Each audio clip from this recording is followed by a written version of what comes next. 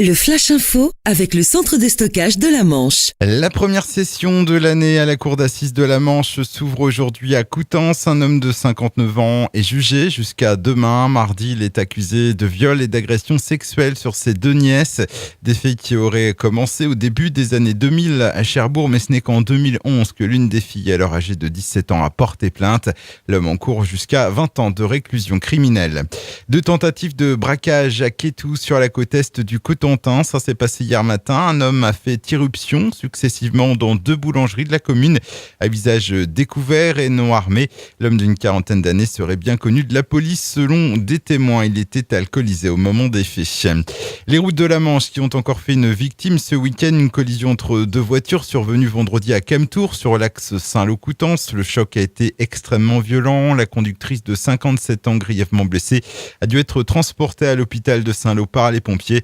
Elle n'a pas survécu à ses blessures et est décédée à l'hôpital.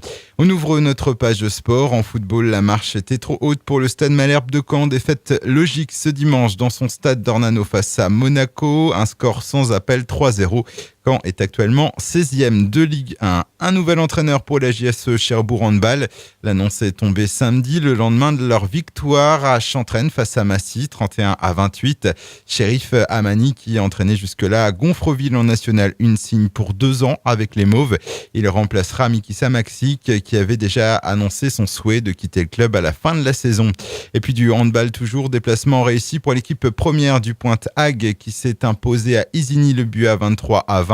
Match comptant pour la 15e journée du championnat excellence départementale. Le Flash Info vous a été présenté par Landra, centre de stockage de la Manche à Digoulville. Pour en savoir plus et visiter notre centre, 0810 120 172, coup d'un appel local.